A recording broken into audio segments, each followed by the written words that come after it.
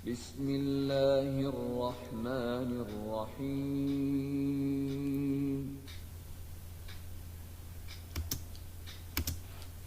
Assalamualaikum warahmatullahi wabarakatuh. Hari ini kita akan belajar perkalian dan pembagian bilangan bulat. Kemarin belajar penjumlahan dan pengurangan bilangan bulat.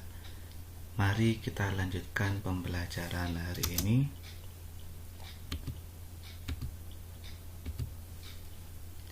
Konsep perkalian dan pembagian bilangan bulat 1. Jika tanda sejenis, maka hasilnya akan positif. Lihat A, B, C, dan D.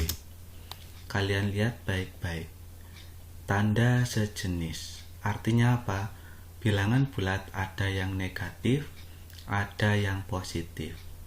Jika perkalian antara bilangan positif dengan positif, maka akan menghasilkan bilangan positif.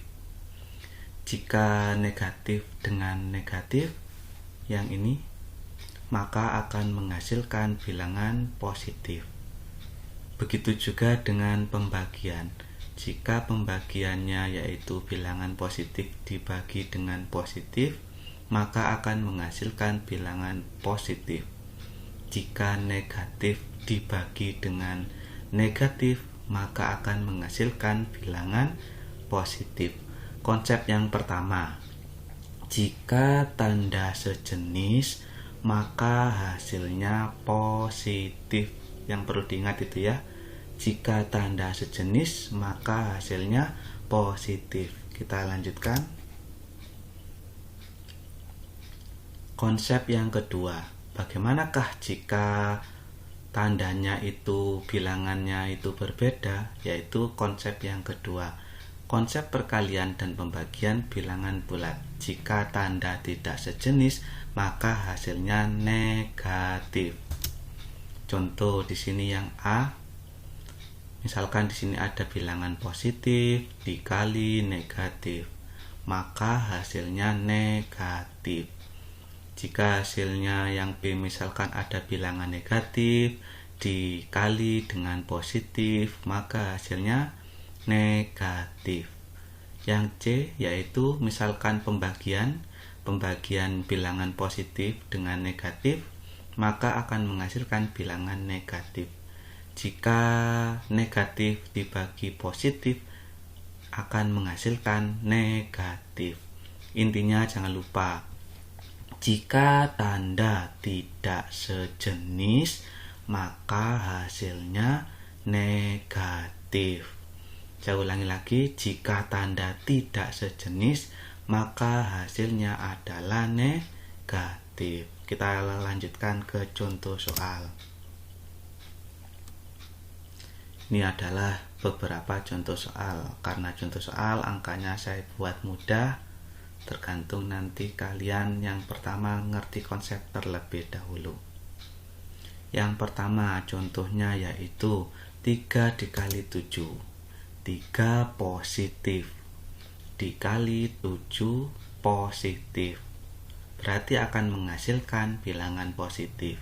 3 kali 7 21 positif, karena sejenis. Jika sejenis, maka akan menghasilkan bilangan yang positif. Nomor 2 contohnya, negatif 5 dikali negatif 6. Negatif 5 dikali negatif 6 sejenis, sama-sama negatif, maka akan menghasilkan bilangan positif, yaitu 5 kali 6 ada 30. Karena sejenis, maka akan menghasilkan positif 30.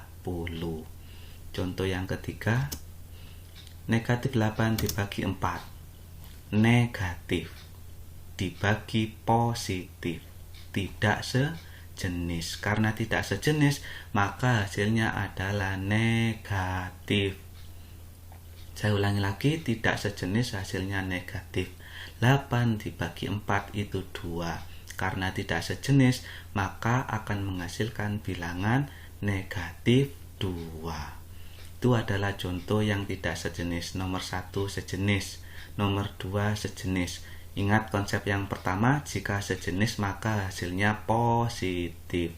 Konsep yang kedua, jika tidak sejenis maka hasilnya negatif. Contoh nomor 4. Negatif 16 dibagi 4. Negatif 16 dibagi 4 sama dengan 4. Apa ini? Nah, ini adalah yang salah. Karena seharusnya negatif 16 dibagi 4 sama dengan negatif 4. Mengapa? Karena tidak sejenis. Kalau sejenis itu positif, kalau tidak sejenis itu adalah negatif. Berarti yang nomor 4, negatif 16 dibagi 4 sama dengan negatif 4. Yang nomor 5 contohnya, negatif 20 dibagi negatif 5. Ini positif apa negatif? Kalau dilihat negatif dibagi negatif, karena sejenis berarti hasilnya harus positif. Berarti 20 dibagi 5 ada 4. Nah, berarti negatif 20 dibagi negatif 5 adalah 4. Itu yang betul. Ingat sekali lagi konsepnya, jika sejenis maka akan menghasilkan bilangan positif, jika tidak sejenis maka akan menghasilkan bilangan negatif. Terima kasih untuk hari ini. Mohon maaf jika ada salah, mohon dipelajari dan rajin belajar. Sekian dari saya ucapkan terima kasih banyak. Assalamualaikum warahmatullahi wabarakatuh.